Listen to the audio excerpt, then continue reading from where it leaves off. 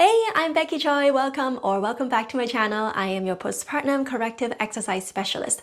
So I often chat with my mama community in my Instagram on the DMs, and sometimes I would ask them what their goals are, what are the challenges, roadblocks that are preventing them from starting their fitness journey or reaching their fitness goals. So I have a scenario or questions here that I actually come across quite often. And so I asked them, what do you feel is a challenge for you getting started before your third baby? So she already had her first and second baby, and so she hasn't really done too much, and then she wants to have her third baby.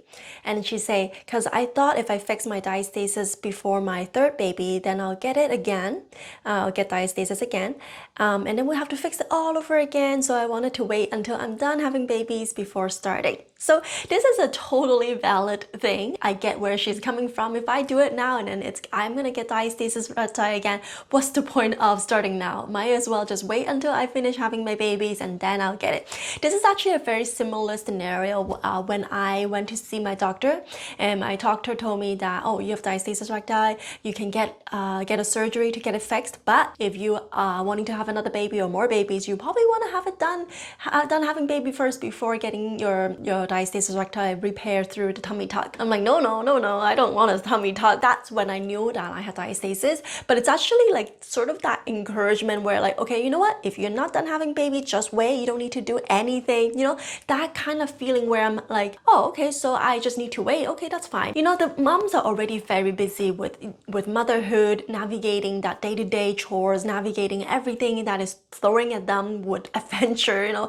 You don't know what's gonna happen tomorrow. Maybe the toddler will get sick, and then you end up getting sick, and the whole family end up getting sick. So it's very common, and that's actually what's stalling a lot of the moms to starting their journey, because they don't have time. They don't even have time to take a bath properly. How do they even have time to take care of themselves, right? And on top of that, you hear comments like that, oh, you don't need to do anything until you're done with having your babies. I wanted to tell you that there's pros and cons to it, and I wanted to share with you what I feel about this, because the pro side of not doing anything until you're done having baby, it's not that it's untrue, because you will have diastasis recti again after having your third baby, fourth baby, fifth baby. Each pregnancy, you are prone to 100% getting diastasis recti when you have your baby until full term and then have the baby. By the 9 weeks, your body, your belly just looks like a watermelon, right? And so you will get diastasis recti. 60% of those moms at 3 months postpartum will still have these conditions. So it is true that you will have diastasis recti whether it is your first, fourth, or fifth pregnancy. Each pregnancy you will get it. So you will have to do the work again in order to strengthen your core, in order to heal the diastasis, lose the baby weight. You are gonna have to do it repetitively, whether it is your first or second time. For some moms, like, they never had to work out. Like myself, I never had to work out, and I would just stay slim and fit before baby. Fitness was never a thing for myself, and so like if I didn't have to do it, I don't want to do it, right? Like I don't have time for workout. I would rather do my nails, do my hair. So I get that idea, but however, think about that. If you do go into your third pregnancy without healing your diastasis recti first, or without strengthening your core, and maybe currently you are having a back pain issue, your back is hurting because of the diastasis, or maybe you have some pelvic floor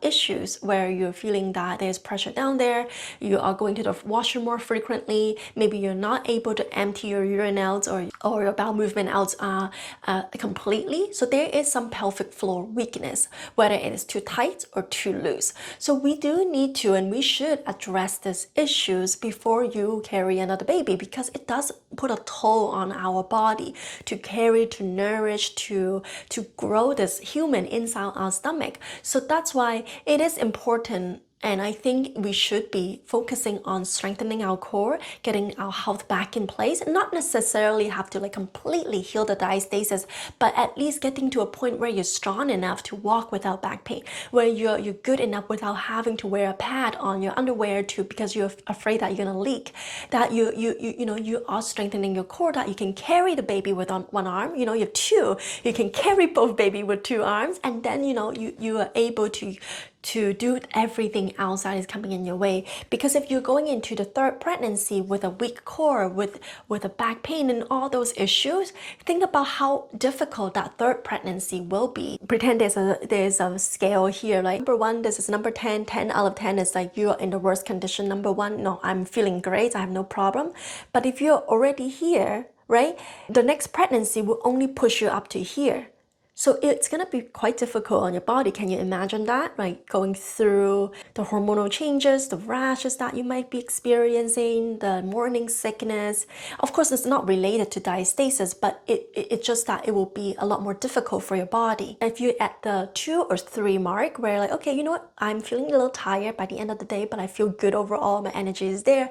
I can do a lot of things without having to ask my husband to carry the baby, carry the car seats for me. And so when you go into your third pregnancy and even if you carry the baby full term, you may be at a 6, right? So it's so much easier for you to come back to a 1 or 2, or you're over at the top here. It's gonna take you so much longer, first of all, to come back to the number 1, and you will be older. It's gonna take more effort into healing it because your stomach is stretched even more now. It will take a lot longer, I can tell you from experience working with hundreds and hundreds of clients who have 2nd, 3rd, 4th, 5th babies compared to the one who had just had the first 1 baby.